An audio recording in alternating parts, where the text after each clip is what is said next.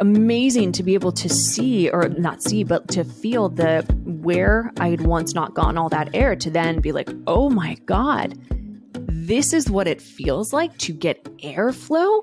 Holy moly. Like it was mind blowing. And then my nose blocked up again, as it does through the healing journey. So by Wednesday, I go back to the doctor to get the stitches out and everything and the cast off. And he is taking the stitches out. And I don't know, maybe I'm just a really sensitive soul, but I'm like, once again, tears are just like falling down my cheek as he's taking them out. Like it was so intensely emotional for me. Hello and welcome back to A Sharper Life. I'm your host, Nikki Sharp, a best-selling author, transformation coach, and I am here each week to give you actionable items to help you overcome the challenge that you might be facing in order to find freedom and joy in your life.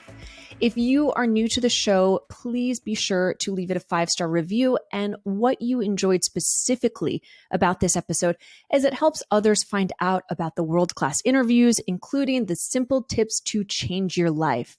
So before I jump in, I just want to let you know that the Ultimate Transformation Program is open for registration. We begin on March 18th. This is a 4-month journey into all areas of your life. And it's one of my favorite offerings because of the results that people see. So this program is for you if you are facing uncertainty in your life, if you are feeling like you just don't know the solutions, the answers, if you're ready for change, whether it's you can't lose weight and you're just ready to make a change and feel great about your body, if you want to learn how to have confidence and radiate from within, if you're learning to just fall in love with yourself and discover who the real you is, we go over topics like your career and helping you get clarity on where you are, what you want, and ultimately it's breaking through the fears that you have that hold you back and helping you move forward into your dream life with actionable tips. And you'll learn all of the tools from my dream binder. So if you're interested, please head to the show notes. You can find it at the ultimatetransformationprogram.com or ultimatetransformationprogram.com, www. But I'll put that link. And if you have any questions, feel free to DM me at Nikki Sharp just to see if the program is right for you. So today I am going off script and I want to just talk to you about something pretty intimate to me, which is why I got a nose job. Now, you might look at me or you've seen photos and think, well, literally, like, why did you, Nikki? You had a great nose before and you didn't need that. And, why did you do this? And I think that we live in a society where in one stance, people want to improve themselves. They want to make changes. They want to look better. They want to feel better. And surgery and fillers and Botox, they're so prevalent. And the problem is in what I face is there's very little transparency. In a lot of celebrities, they're like, no, I haven't done anything. And it's like, no, but like clearly you did. Your boobs are a different size than they were, or your butt is a bigger size, or your nose literally looks different. And so for me, I wanted to just come on here and share why I did it. It was actually a septoplasty that I got, and then we just did some reconfiguration because might as well, but I'll go into all of that. And so this is me being transparent and open and honest and really sharing the reasons why my journey during it, things that I wish I had known, and tips for you if you're thinking about doing it, as well as costs. And I want to share a incredible story about manifesting for this, because this really goes into what I teach in the Ultimate Transformation Program of I manifested exactly doing the surgery, like down to the exact dollar amount. So I'm going to tell you that story. But let's start off with my whole life. I have not been able to sleep very well. I'm squirmy. I wake up a lot. I switch sides a lot. I've never really thought anything of that. Now, that's not why I went to go get a nose job. I went in, but I prefaced that because it actually led to the decision as to why I booked the surgery. So I'm on camera a lot. I do a lot of Zoom calls. I do a lot of Instagram. I've been on TV. And something that I started realizing and I noticed was my nostrils were different sizes. And my left nostril was way bigger than my right nostril. People look at me and they're like, what do you mean? I don't see that. There's nothing wrong with it. And it was a point of, I was losing confidence about it, to be honest. And I'm pretty confident about myself, my life. I'm not someone that I'm like, oh, I need to go change this and that. It's like, I'm always striving for little small changes that just make me feel better. So I booked a consultation in New York with someone who'd come highly recommended from a few different people. And it was a $500 consultation fee. He fit me in because I was there just for the weekend. And I'll tell you about the consultation and everything. But the most interesting part was when I went in there, he immediately said, you sleep on your right side, don't you? I'm like, yes. How can you tell? And I started thinking about it. I'm like, yeah, I feel more comfortable on my right. I fall asleep better on my right. I just in general sleep better. And he goes, well, because you have a deviated septum. And I'm like, oh, okay. So I'd done research prior to going in, and I knew a little bit about this, but I went in truly for a cosmetic procedure. I was like, I want to fix my nostrils. That's it. End of story. Then he put a little like stethoscope thing or something inside my nose, and he gasped. He literally said, oh shit. I'm like, that's not something you want to hear a surgeon saying to you. And I'm like, what's going on? And he was like, I haven't seen that bad of a deviated septum in a really long time. So he drew it for me. And here's the thing. Most people, majority, like 80% of people have a deviated septum. But so that's a normal thing. It becomes a challenge when what I found out about myself, that you are sleeping on one side. If your nostrils are like definitely two different sizes. So what he was explaining to me is that my left side, the reason that I was so bothered by my nostrils is because my left nostril was actually so much bigger than my right because more air was going through it. So the body is amazing and it makes up for things. And so my right nostril, when I sleep on my right side, I'm getting lots of air through my left. Here's something interesting that I also learned in my yoga teacher training many years ago. We have breathing that every 4 hours, it switches nostrils. And so if you start paying attention to this, every 4 hours, you might be able to get more air through your right. And you're like, oh, interesting. I never thought about that. And then just check, set an alarm, check a few hours later and see, and you'll be able to tell that actually the breathing switches. And this is just airflow to different sides of the brain. So I knew that going in. And I've always been able to meditate, to breathe. Like I didn't realize that there was a quote unquote problem until he drew this. And he said, it is blocking so much air in your right nostril. So when I was sleeping on my left side and that 4 hour switch had happened and my right side was open, I was getting squirmy and I would switch sides because I literally am not getting the airflow that my body needs, my brain needs. And so I would switch sides. So I'm constantly switching sides to, while I'm asleep, mind you, to try and get that airflow all subconsciously. Like I didn't know this was happening until it was explained to me. And my husband can attest to this, that I am a very squirmy sleeper and I wake up a million times throughout the night. And so I started piecing two and two together and I'm like, that's kind of interesting. So the consultation with this, I'm not going to say his name because it wasn't a great one for me, but he is known as the nose surgeon. Every celebrity goes to him. So I go in and they took some photos. That was it. He didn't show me a before and after, what it would look like, anything of that. I didn't feel very supported in this, I guess in this consultation of a very big surgery in my eyes. Now, it was just like a quick thing. I was asking questions and I had said, okay, so, what's my nose going to look like afterwards? And he made a comment of something along the lines that, well, I'm the person everyone comes to see.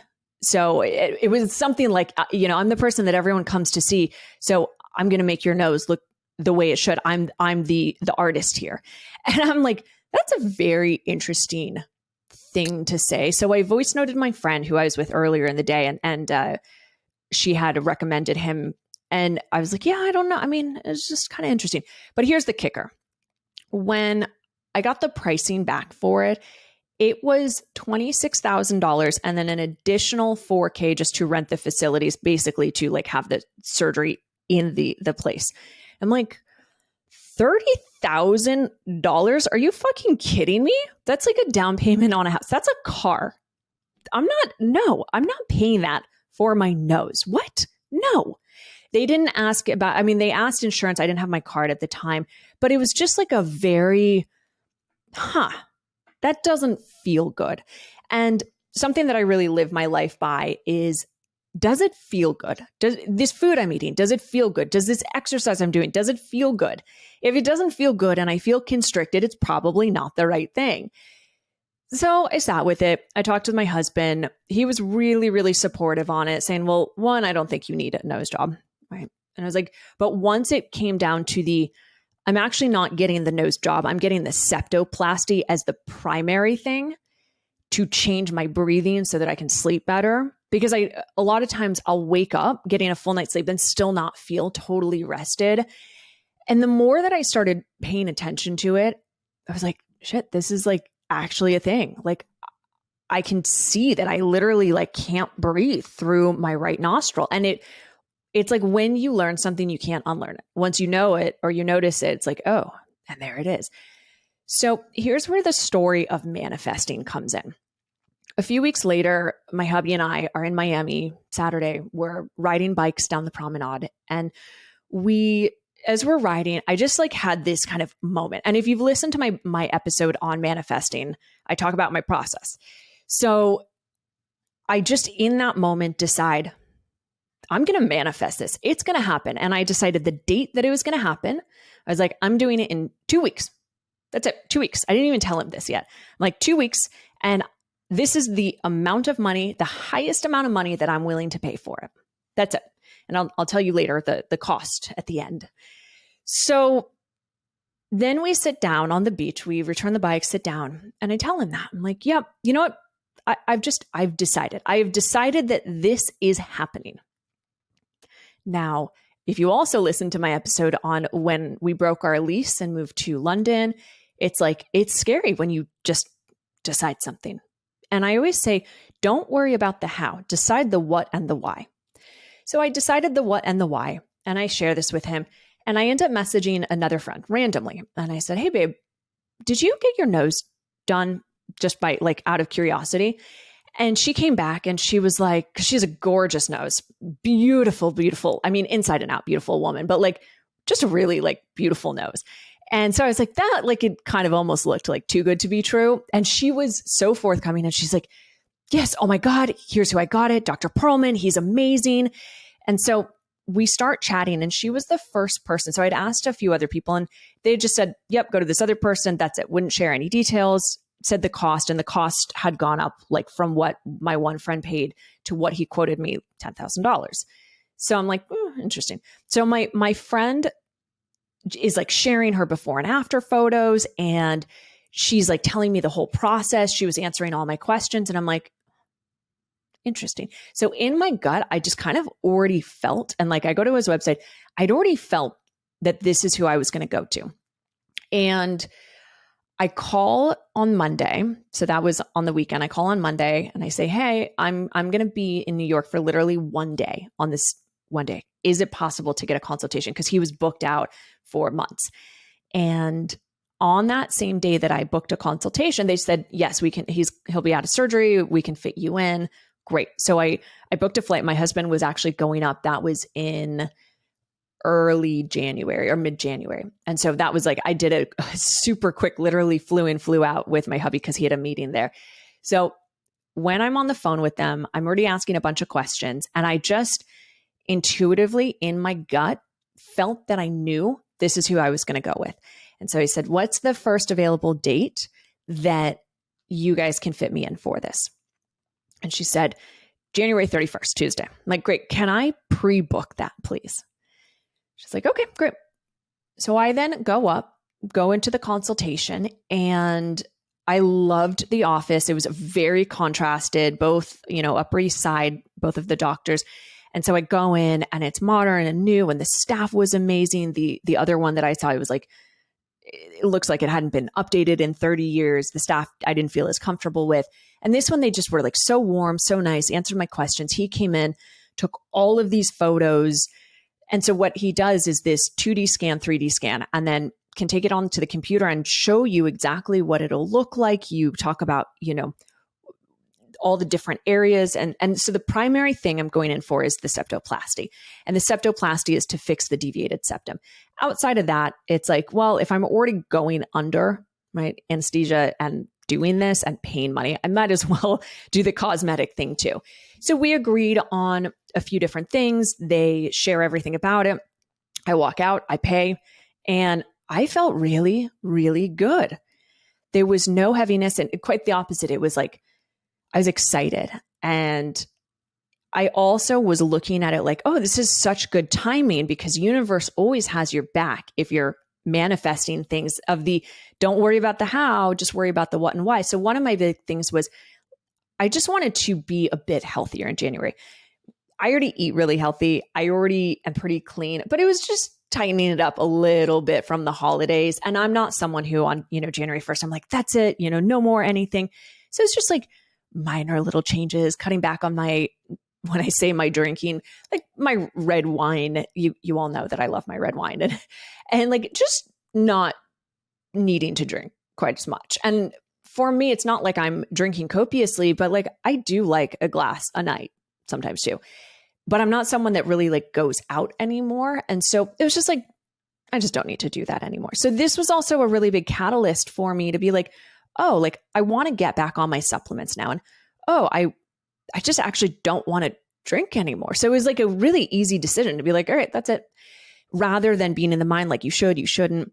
And then I was doing my Sharper Health program at the time, my 6-week one. And it was the third week of the program. And we were second or third week, and we were doing the detox together. I'm like, that's great. I'm doing it the week before going into surgery. Fantastic. So I'm like feeling good. And I booked the hotel that I'm going to stay at. I've stayed there before, the Langham. Cannot recommend this place enough. And I booked it through Amex. I definitely recommend, like, this is one of my travel hacks. If you are booking anything travel related hotel wise, try to do it on a card that is associated with the fine hotels and resorts, because it gives you upgrades, or there's different ones, but it gives you a room upgrade, daily breakfast, things like that. And so I book it through there, get upgraded to this just swanky, beautiful room. I'm actually so excited because my husband had a work conference. So I'm kind of like, I'm going to get to recover, and I've cleared my schedule, and I'm just going to get to like sit in a room and do nothing. And it's very much like my solocations that I do when I go on these vacations by myself, where I'm like, the goal is just to like be alone, journal. And I was so excited about this. Oh my God.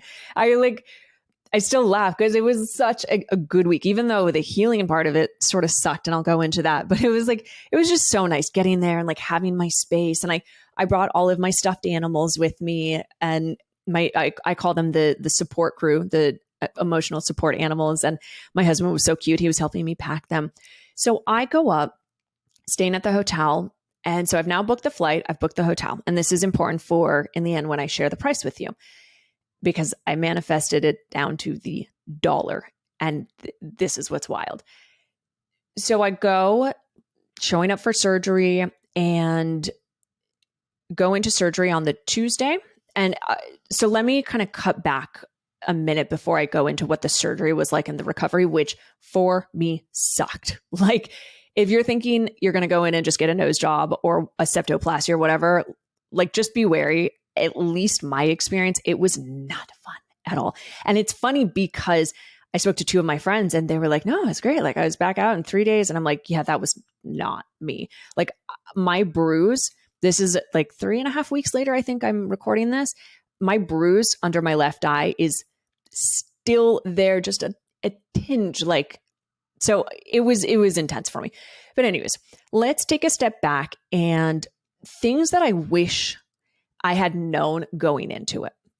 So I was given a 40-page packet of information, and I'm like, okay. And it's like talking about, do this, don't do that. Like, stop taking basically every supplement. You can't take vitamin E. You can't take ginkgo something, forgetting the name of that one. But like there's very specific vitamins you can't take because it increases your chance for bruising and swelling. So I just went in a like, you know what, I already get so many vitamins from my food, and I was doing the detox. So I was really clean before that, no inflammatory foods. I wasn't having dairy at all. And I'm like, great, I'm going to be good. So one of the big things just to be aware of is you do have to cut back on things tremendously. Like 2 weeks before, you can't drink. I did not do that. And I'll tell you why. But you can't drink. You have to stop taking vitamins. Like there was a very strict protocol of like 5 days before, start doing this, start taking an article. And like, it's like, okay, just, you know, making sure I'm doing all of these things. And you know, the 40-page packet is a bit overwhelming of information. And so for me, I ended up calling the doctor's office at one point because I was like, look, I'm just getting a bit overwhelmed here. Like you're telling me don't have herbal teas. Like you're telling me don't have herbal teas, but like herbal teas are healthy, but then you're telling me that I can have coffee, but coffee and caffeine dehydrates the body and can constrict blood vessel. And like, so I was just getting really confused because I already live a pretty healthy life and I'm doing the detox and you drink peppermint tea. And I'm like, okay, so like what? So I was trying to follow it really strictly. And by doing that, it was interestingly enough, starting to trigger my old eating disorder. And I'm going to do a whole other episode on my eating disorder journey and how I overcame that. But it was the first time ever in like years that it started, I guess, just like my mind was like, hey, so you're not allowed to do this. And so when you tell yourself you're not allowed to do something, what do? You think about it all the time. So I eased up on some of, well, basically only one rule, which was I allowed myself 1 glass of wine, and they say definitely no red wine. So I was like, all right, I'll have 1 glass of white wine on like the Tuesday and a Thursday. And that was it. And I didn't beat myself up for it because I'm like, I knew that if I went too strict, it could actually have the opposite effect on me. So I was like, let's just find some balance here. I did a bunch of research. Do I recommend that? No. Do the protocol, don't drink. And I'd still done it, you know, like a week before. But for me, this is what was needed just to not trigger too much that the old eating disorder and the need for control sort of thing. And so that was just like an interesting part of the journey that I went through. So what I wish that I had known, I guess, before is like, you are going to go through a lot of emotions. And I read this packet and I was like, oh, I'm so excited. And it's like, because they even like detailed how you might feel after surgery. Definitely read it. Definitely, like, I did not do a ton of research in terms of like the recovery. I just was like, you know what? It's going to be what it is. Fine. I don't know if I would have changed that, but I think it is very important if you are going to go into any type of surgery, 1, to understand the payments of it, 2, to understand insurance of it, and 3, just to know like you are going to feel knocked out for at least a week. And I didn't realize that I would need to slow down even more because I kind of jumped back into things a little too quickly. I don't get my last name Sharp for any reason. It's like I'm like a sharpshooter. I'm always going ahead. So anyways, then comes the day of the surgery. And so the one last thing just to add on that is like, I do believe that if you are going into any type of surgery, not only for that, but just to feel good, like really focus on what you're eating, because we know that dairy is inflammatory. And if you're about to come out of a surgery where you're going to be inflamed because of it, yeah, like maybe stop doing things like that. And it's like common sense, just eat clean. And which I already do, but I'm like, I became a little like on the fence of like, well, shouldn't I do that? But it's like, I just think for everyone, like, just take care of yourself before going into anything like this, but like also all the time. So anyways, here comes the day of surgery. I go in super excited, ready to go, like not nervous at all. They put me in the gown and everything. And then I go in and the anesthesiologist she couldn't find a vein in my arm because you're not allowed to drink water for 12 hours. And so my body was a bit dehydrated. So she puts it in my hand and she says, can you let me know when you're starting to feel the pain medication? And I look up and like, wham, bam, I'm out. Like it was within seconds that I was out. And so because I didn't go in nervous or anything like that, it was just like, okay, and I'm out. And I came up and really groggy, drowsy. And they call my friend to come get me, like letting her know that I'm going to be ready, the one who had recommended Dr. Perlman. And so I come out of it. I feel great, right? Like you've just come off of the anesthesia and there's pain meds in your system. And I was just like, yeah, like I feel good. So and they don't let you leave until you're like fully cognizant, can make a decision sort of, but they still want someone else coming with you. So my friend comes with me. We get in an Uber back to the hotel, and I had gone, this is the other thing I'd done the day before. I went to Whole Foods and I had stocked up on all sorts of goodies, health things like green juices and vegan yogurts and oatmeal, because they say do really like bland foods, but things that you don't need to like chew heavily. And so I just like stocked up on a lot of different things, smoothies that I'd put in there, coconut water, and like hummus. That's my favorite comfort food. So I'm actually really glad I did that, because it was nice just to like have those things as I was kind of coming out of the surgery and whatnot. So we go home, and then she fills a bunch of, what are they, like surgeon's gloves with frozen peas. And then you lay them on your face. And that was my favorite photo that I took. It's like, I would like just lay there. And then I have this travel pillow, because you're not allowed to sleep without it in case you roll over. So you have to sleep elevated with this travel pillow, which was actually, I didn't think it was going to be comfortable. It actually was really, really comfortable. Like I might do that again and sleep that way. So I like have my travel pillow. I have my, the cast on and everything. And I have these gloves, and it just was like funny to me.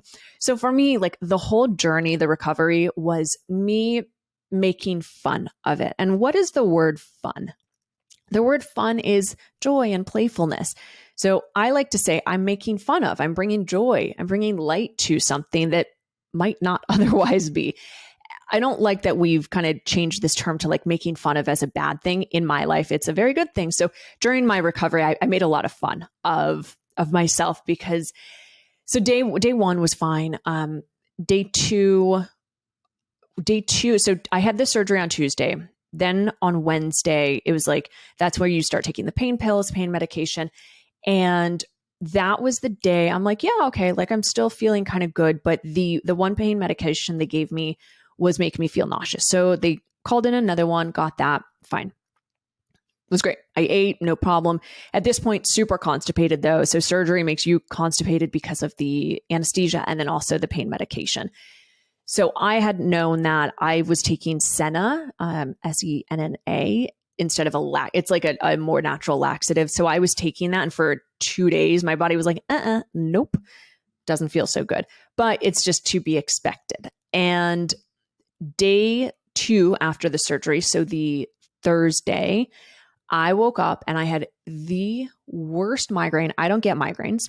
I get little minor headaches, like if I drink too much, but got the worst migraine. I think it was a mix of my body is not used to pain medication like that. I was taking an antibiotic. I haven't taken that in God knows how long.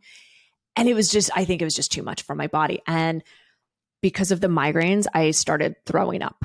And that was not very pleasant. So I had actually thrown up 3 times. I called the doctor and I'm like, I don't know what to do. Like, this is awful. So they called in something that would help with they told me to take another nausea pill. And then they called in something that would help with the inflammation and also pain. So not like a pain med, like a Vicodin, but just like a pain med. So I could stop taking that. So that was fine. It ended up working. But yeah, that Thursday, oh my God, it sucked. Like, and why it sucked is my brain felt so inflamed. And you can see it in the photos from that day where like my eyes got swollen, and it was kind of funny to watch the progression of the bruises. Like day 1, I'm like, oh, this is not bad. And my friend had said that She didn't really bruise much at all. So 3 days later, she was out having fun, going out with friends. No. Like 2 days after the surgery, like one day I'm starting to see it. Day two, it's starting to come under my left eye.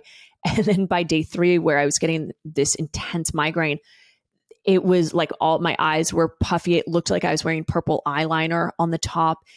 It was not a cute look at all. And my darling husband, like I didn't plan on showing him photos, but like we're FaceTiming and he was just so supportive. But I laughed because it was so uncomfortable and my brain felt like it was swelling my face, my nose, like I wanted to get the cast off. And that was just my body trying to fight whatever it was. So by Friday, I start feeling better and my friend comes over. She came over Saturday morning. So I do like a little mini 10-minute kind of like standing leg workout just because I just wanted to like move my body. Friday, I also went for a walk. That was really nice. And then my husband comes up on Saturday. We change hotels and it was the first time that I'd gone out and seen people. So when I'd gone for a walk, I, put a scarf around my nose. I don't want to say I was self-conscious about it, but I don't know. It's like, I don't want to go like walk around and be like, hey guys, like I just got, hey, nose job or like cast, even though it's not a big deal. And in New York, you see this all the time, but it was just like for me, a time of healing. And so he comes up, we go to dinner. And then the next day we went out to lunch. And that Sunday, so he came up Saturday. That Sunday, I had like a little nervous breakdown. Like it was legit. I'm crying. I emailed the doctor, the patient coordinator, and I was like, I just feel so uncomfortable in my nose. Like I'm so used to a high level of feeling good that like anything that goes wrong, I'm like, oh, this feels uncomfortable. And it just did not feel good. And a lot of emotions were coming up. And I attribute that to, you're making a change in your body. It's surgery at the end of the day. And you're going to go through things. Stuff's going to come up. And then I'm, going out and seeing people. And so it brought up a lot. And I couldn't still to this day, I can't like pinpoint it and say, hey, this is like what it was, why I was not like ugly cry, but like tears were just falling down my cheeks. And I don't know why, but it was just, emotional. It was just, I don't know. So that was like the first week was just strange. There was like all sorts of ups and downs and me feeling great and not great and emotional. And then by Monday, I spoke. So almost a week later, I speak to the patient coordinator and she's like, yeah, we've never had this before. You're the only person that's had this level of discomfort. And I'm thinking, really? Like, really? So that was a little unnerving, to say the least. And through that, cut to with the next week, I get back into that Monday coaching my clients. I'd canceled everything before that. And then I get back to, all right, I have my coaching call and I show up with my cast and I explain to them. And then I have my private one-on-ones and I'm doing this. And that was like unnerving too, but also I like being transparent with people and like, I'm not trying to hide this thing. And like, here I am telling you why I did it at the end of the day. So I remember though, and I actually want to share this quickly. On the Sunday when we went out to lunch, everything started clearing up and my right nostril, I could breathe out of it for the first time ever. It's kind of like if you don't see color and then suddenly you see them. For the first time ever, I got a full breath of air to the point where like it almost burned. That's how it was like, whoa, this is crazy. And so I was like going around like smelling it. And it was fun though. Like it was amazing to be able to see or not see, but to feel where I had once not gotten all that air to then be like, oh my God, this is what it feels like to get airflow. Holy moly. Like it was mind blowing. And then my nose blocked up again as it does through the healing journey. So by Wednesday, I go back to the doctor to get the stitches out and everything and the cast off. And he is taking the stitches out. And I don't know, maybe I'm just a really sensitive soul, but I'm like, once again, tears are just like falling down my cheek as he's taking them out. Like it was so intensely emotional for me. And it wasn't about like, oh, I'm sad, or scared, I did surgery. It was, I just don't know what it was, but it was intense. So he's doing that. We take it off the cast. And at first I'm like, wait. My nose like looks tiny. What? And I'm freaking out. Now it takes 3 months for you to really see what it's going to look like. And then a full year for it to be fully recovered. And like the tip, what they tell you is the tip will drop. So it's like quite high in the beginning and then it starts dropping. So I'm just like an emotional bag of emotions. And from there, things I realized that each day is going to be part of the journey, the healing journey. And one thing that I've learned is that the more spiritual I've gotten, i.e. just the more like present I am to life, and the more I've slowed down, the more I can sense things and feel things. And so I do wonder if, because I am in a place where I'm sensitive to people and their energy and sounds, and like I'll say to my husband, like, oh my God, those people behind us are so loud. He's like, I don't hear anything. So I do wonder if that kind of played an effect, that the more conscious I've become, the more, I guess, awkward the healing was. So that's something that's crossed my mind. And I think it could pretty much be true. So, because I've had, like, I remember I got my appendix removed a long time ago, and the journey was nothing like this. And that's a way more intense surgery. And so I do kind of wonder if that's part of like the more conscious you get. Anyways, little tangent there.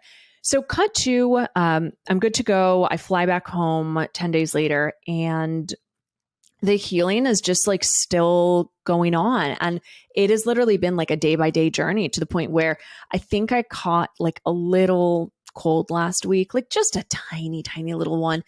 And I was really exhausted, and I can always tell when I've like either caught something, maybe a tiny little virus, because I lack energy. Even when I sleep, I don't feel good.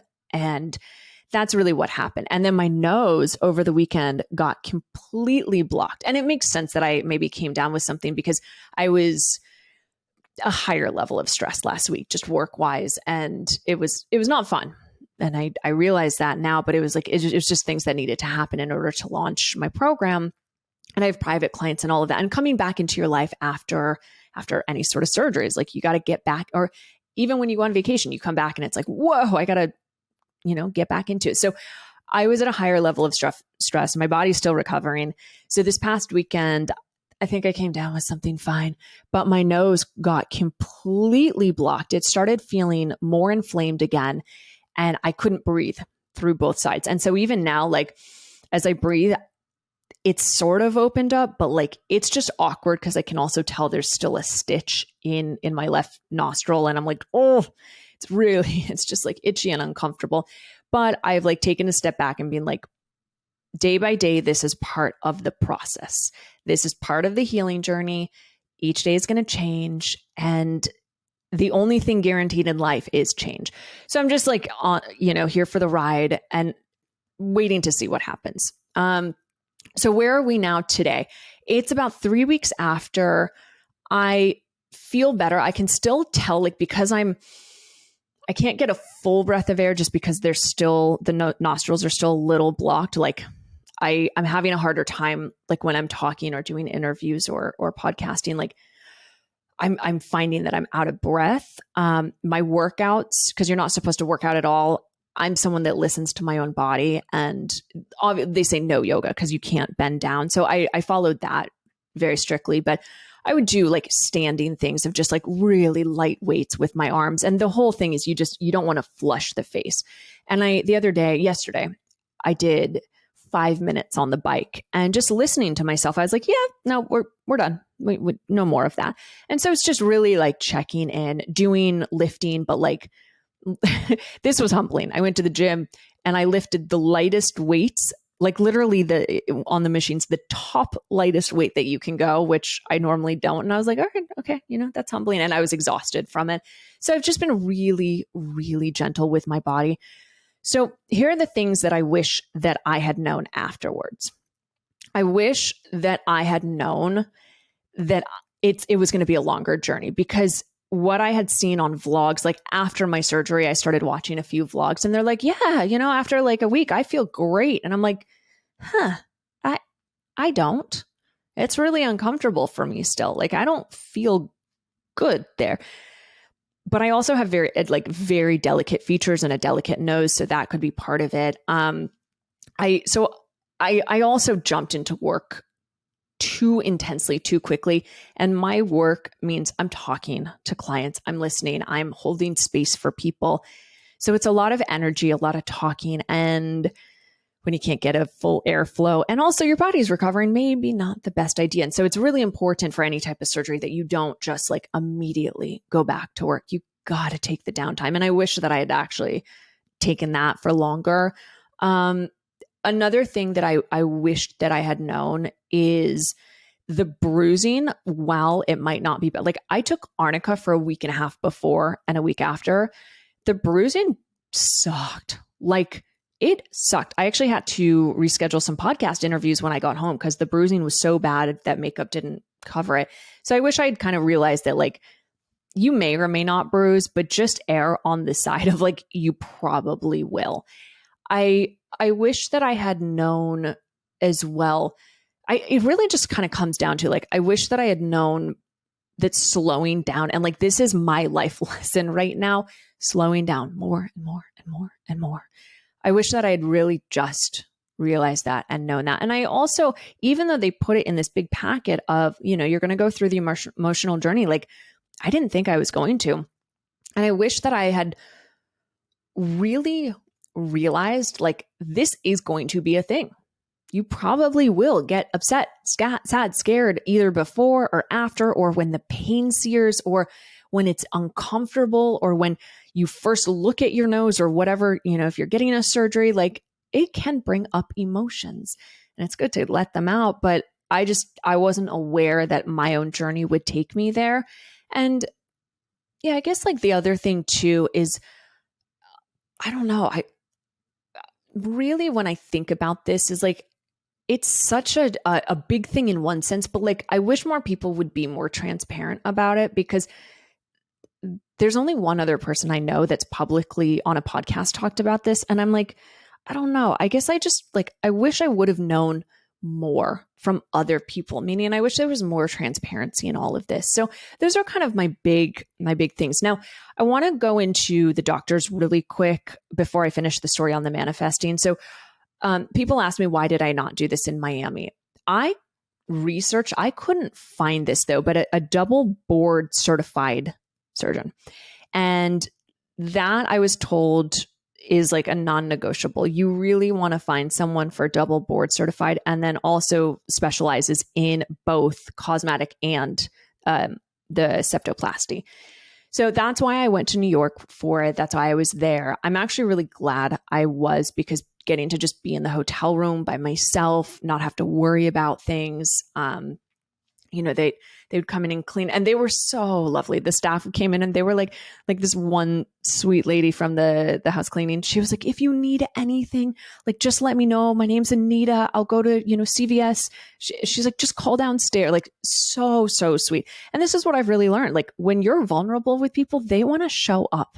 They want to help. They want to ask questions, like out of curiosity and love. And like the people that would bring in my meals when I'd order them, like, just like, how are you healing, Miss Sharp? Are you feeling better today? I'm like, yes, thank you. Like, it was it was a beautiful experience in that of like human connection. But I think, so going back to why I flew to New York. So I'm glad I did it there versus here, because one, we have a cat and he's a little crazy, runs around. And that would have been a little like, my sleep was so disruptive. Like, I do not recommend you being near anyone in a bed for at least a week.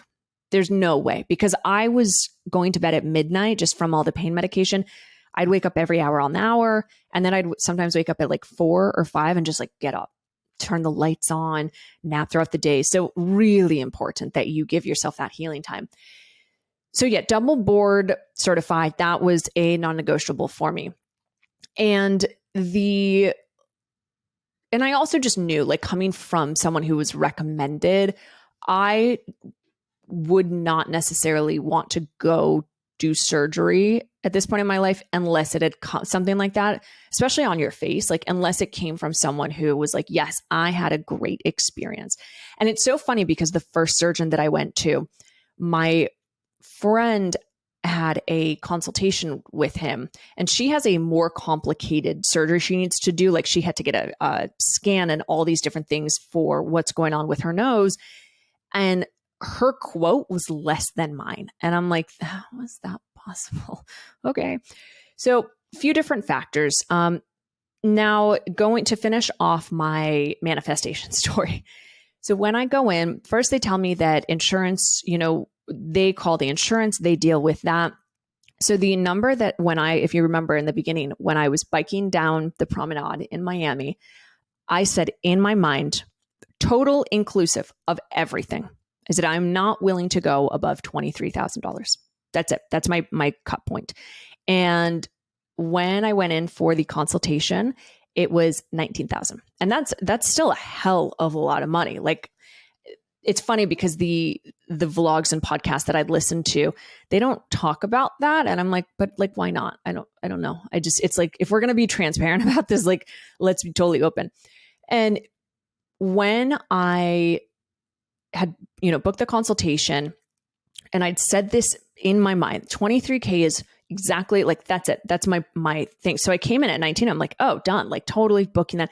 At the same time, the day that I had decided the amount and that I was doing it in 2 weeks' time, I also realized this is why it's important to figure out the what and the why, not the how, because I realized I actually had money sitting in some stocks that it wasn't like a long-term investment. It's not like I had my money in, Raymond James, which I do, or Fidelity. Like this was kind of like I was testing out some things, playing around, buying, selling stocks. And I was like, I am totally okay to take this money out. It's not going to affect my portfolio at all. It's not going to affect, like, it's not cash, but I had enough money. This was mind blowing to me. I had enough money in there. So I had 13,000 in this account, and I was like, done. Like, I'll take that out. It didn't even cross my mind of like wanting to keep that in. And then I had enough in cash for the rest of that. And so I was like, that's pretty cool. So I do that. And when I booked the hotel, when I booked the flight, it was a $500 round trip flight, right? So now we're kind of pushing it up there a little bit or just over. And then when I booked the hotel, it was, I think it was 2.5 or something. No, 3.5, something like that. Anyways, with the flight, the surgery, and the hotel for the whole 7 days that I was there, I kid you not, it came out to exactly $23,000. And what's cool about it, I told you, like with the hotel, is that I got free breakfast and then I'd stocked up on other things and I didn't pay anything in addition. But literally, when I walk away from New York, that's what I've spent on the entire thing. 23, which was the exact number that I had told my husband on the beach. And I'd said in 2 weeks from today. And so it all happened. Like, it was mind blowing to me. This whole story of how it happened, just choosing, making a decision. And this is like why I love the power of manifesting, because once I made that decision, everything started to fall into place. This is what I teach in the Ultimate Transformation Program. So long story long, for 47 minutes in, this was my experience. I'm still healing. I actually did it right now, or I did it a few weeks ago because we go on our honeymoon in 2 weeks. And I just thought it'd be nice to do it before then, because once we come back, I launch into the Ultimate Transformation Program. And once I do that, there's weekly calls. I can't push anyone. There's private one-on-one calls with each group member. So I'm like, it's now or it's the beginning of summer. Actually, no, it's not until the middle of summer, and you shouldn't do things like this in summer because of the recovery. You're not supposed to drink. You can't be in the sun. And so it just now is a good time. And that is truly the power of manifesting, is figure out your what and your why, and the how will always figure itself out. So anyways, that was my experience with the nose job, the septoplasty. Insurance also just there. What I've learned is that different companies or different surgeons are different in that they're billing separately to the insurance. So insurance does pay for it, meaning if they had billed me and then I billed insurance, I would have ended up paying more. So they kind of take that cost off, which was great. And the insurance is a tricky one because they basically they only pay for a septoplasty. They will not pay for any cosmetic, and they pay the lowest possible. So like $3,000 or something, which is not the cost of a nose job or a septoplasty. And, this is going to change. The price will change depending on where you are in, obviously, the world or in the country. For me, it was more important to pay a higher price to someone that came recommended, double board certified, someone that had the technology to show me the before and afters and everything and have the surgery in the same office. So all of those things happened. Really, really happy though. Like, even though the journey has sucked to say the least, I'm still really happy because I get moments of being able to breathe and I'm just like, oh my God, this is so good. I can breathe. So that's that. And I would love to know, if you have any follow-up questions, happy to share with you. Outside of that, I think I answered just about everything, why I did it, what I wish I'd known, the healing journey. And so, yeah, it was just interesting, like going in for the cosmetic thing, I booked it for the medical reason, still did some small cosmetic, and I'm really happy with it. Honestly, I feel good. I feel more confident and I like the look more, but the number one thing for me really was doing the septoplasty. So with that, I hope that you enjoyed today's slightly more random topic, but it's all about transparency and vulnerability. If you guys liked the show, again, please leave a 5-star rating and what you enjoyed about it. And let me know what you would like to see in upcoming episodes, because I'm always listening to your feedback and updating and upgrading the podcast. And until next week, here's to a sharper life.